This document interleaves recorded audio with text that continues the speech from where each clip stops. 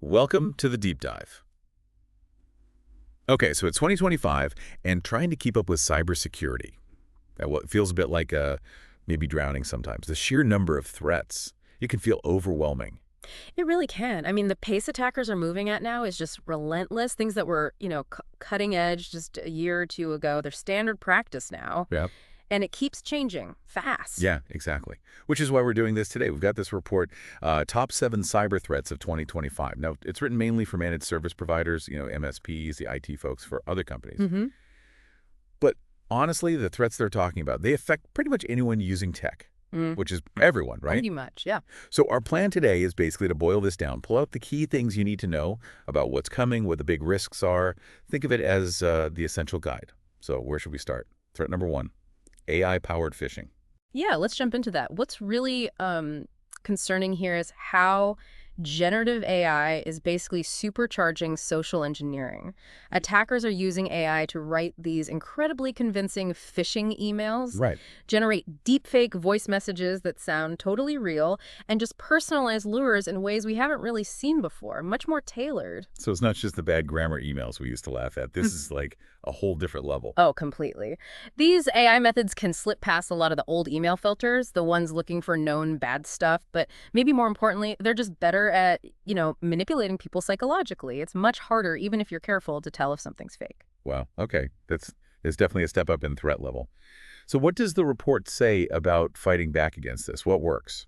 Well, it really pushes for a few key things. First, enhanced behavioral analytic systems that look for weird patterns in communication, not just specific words or links. Okay. Then, continuous user training is absolutely vital, but it has to evolve to cover these new AI tricks, making people smarter defenders. Right. The human firewall idea. Exactly. And finally, using real-time threat intelligence. You need to know about these new AI campaigns, basically, as they happen to have a chance of blocking them. It's a layered approach. Makes sense. Technology and people working together. Okay, so moving on to threat number 2, cloud misconfigurations and software as a service exploits. Lots of us use things like Microsoft 365, Google Workspace. Yeah. What's the danger there? Well, as everyone moves more stuff to the cloud, the area attackers can target just gets bigger, right? Sure. And the report really highlights attackers hunting for slip-ups in how cloud services are set up, like leaving a setting on default when it shouldn't be. Simple mistakes, but dangerous. They're also going after weak spots in APIs, how different software talks to each other, and exploiting identity and access controls that maybe haven't been locked down properly in platforms like M365 or AWS. It's easy to fall into the trap of thinking, oh, it's in the cloud. Microsoft or Google handles the security. It's probably not right. Yeah, that's a really dangerous assumption. The big providers secure the infrastructure, definitely, but configuring the services on that infrastructure correctly, managing who gets access to what, that's usually on the customer or their MSP. I see. If you mess up those configurations or access controls, you're basically leaving the door open, even if the cloud provider's walls are strong. Okay, so what's the fix? How do you shore up those cloud defenses? The report emphasizes continuous monitoring. Things like cloud security posture management, CSPM tools that constantly check for those misconfigurations. Right. Automation helps. Definitely. Plus, strong identity monitoring, watching closely for any sign of unauthorized access, and just having clear visibility across all your SOC apps. You need to know what's connected and how it's secured. Got it. Okay, threat number 3 sounds pretty ominous. Ransomware as a service expansion.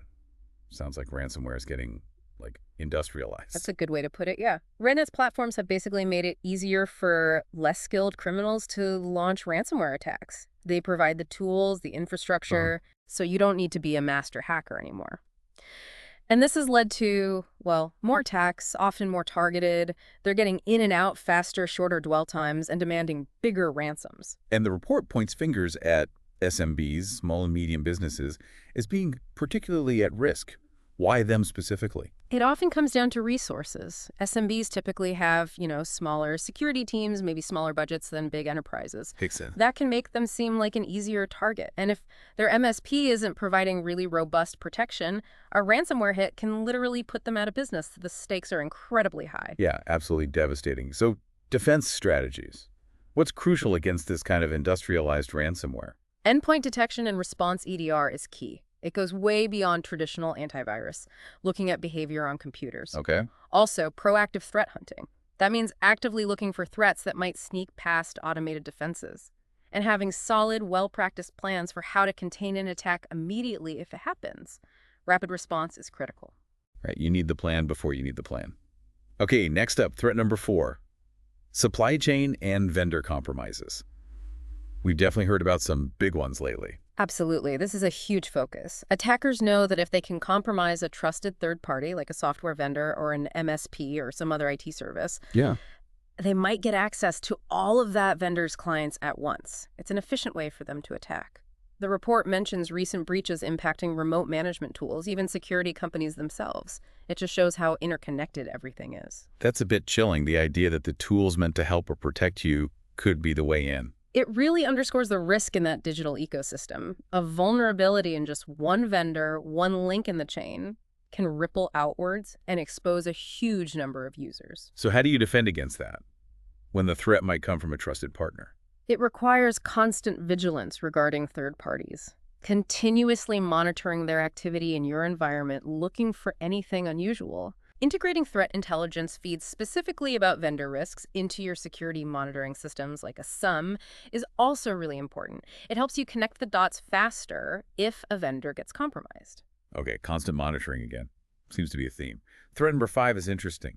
Living off the land attacks. What does that mean exactly? It means attackers are getting smarter about blending in. Instead of bringing their own obvious malware, they use legitimate tools already installed on the target system. Like what kind of tools? Standard things that IT admins use every day, like PowerShell, WMI, Windows management instrumentation, remote desktop tools, things that belong there. So they're using the system's own tools against it, hiding in plain sight. Exactly. And because they aren't using known malicious files, traditional antivirus software, which often looks for known signatures, might completely miss it. Sneaky. Very. It allows them to operate stealthily, sometimes for a long time before being discovered. Makes finding them early really, really tough. It's like using the house's own keys to move around inside. Yeah, that's a great analogy. So how do you catch something like that if it looks normal? This is where more advanced EDR platforms really shine, ones that use behavioral analytics. They don't just look for known bad files.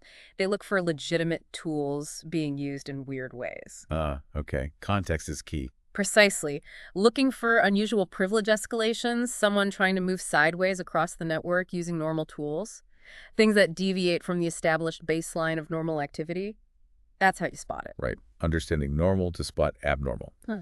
Okay. Threat number 6 takes us to connected devices, IoT and OT system exploits, Internet of Things, and operational technology. Yeah, this is a rapidly growing area of concern. Think about all the connected devices now, smart thermostats, cameras, medical devices, that's the IoT side, and then OT systems, the technology controlling industrial processes and manufacturing, energy, logistics. Critical stuff. Right. A lot of these devices, frankly, weren't built with security as the top priority. They often have known vulnerabilities, and attackers are actively targeting them as a way into the broader network. So these less secure devices become easy entry points. Potentially, yes. And a big part of the problem is just knowing what devices you even have connected. There's often a lack of visibility, especially with IoT and OT. Creates blind spots. Exactly. If you don't know it's there, you can't secure it. Attackers love those blind spots. So what are the recommendations for dealing with this IoT-OT risk? First step is discovery. You need tools to find and inventory all connected devices, get that visibility. Okay. Then, network segmentation is crucial. Isolating these devices, especially the potentially vulnerable ones, from your main business network limits the damage if one gets compromised. Makes sense. Contain the blast radius. Right. And finally, using anomaly detection specifically at the network edge, watching the traffic from these devices for anything suspicious. Got it. Okay, last one on the list. Threat number 7, insider threats and credential abuse. This one feels like it's always been around. It has, and it's still a major issue. Insider threats can be malicious, an employee intentionally doing harm or accidental, like someone falling for a phishing scam or making a configuration error. Right. But the report highlights compromised credentials, stolen usernames, and passwords as a key element. Combine that with people using unapproved software, shadow IT, or having way more access privileges than they need, it creates big vulnerabilities. Yeah. It's tough because the attack can come from someone who already has legitimate access. Exactly. And credential abuse, where an attacker uses stolen valid credentials, is particularly hard to spot initially because the activity might look legitimate. Clients rightly expect protection against this. So what are the key defenses against insiders and credential abuse? User and entity behavior analytics, UIBA, is really important here. It learns what's normal behavior for each user and system, then flags significant deviations. Like the behavioral stuff for living off the land, but focused on users. Kind of, yeah. There's also identity threat detection tools specifically designed to spot compromised accounts or weird login attempts. And fundamentally, enforcing the principle of least privilege is critical. Meaning, Meaning people should only have the absolute minimum access they need to do their jobs, nothing more. It drastically limits the damage someone can do, whether they're malicious or just compromised. right, minimizing the opportunity. Well, this has been really illuminating. We've covered a lot. AI phishing, cloud issues, rows, supply chain, living off the land, IoT, OT, and insiders. It's definitely a complex picture for 2025. It is. The landscape is constantly shifting, and attackers are always innovating. Staying ahead requires that multi-layered, proactive approach we've been talking about. And even though this report was aimed at MSPs, like we said, these threats, they really matter to everyone, individuals and organizations alike. Understanding them is the first step. Absolutely. Awareness is foundational. So as we wrap up, maybe a final thought for you listening. Considering everything we've just discussed, these evolving, sophisticated threats, what's maybe one concrete thing you could do starting today to improve your own security or your organization's posture? It's about taking that knowledge and making it actionable. Yeah, and remembering it's not a one-time fix. It's an ongoing process. Keep learning, keep adapting, keep checking those security practices. That's really the key in this environment.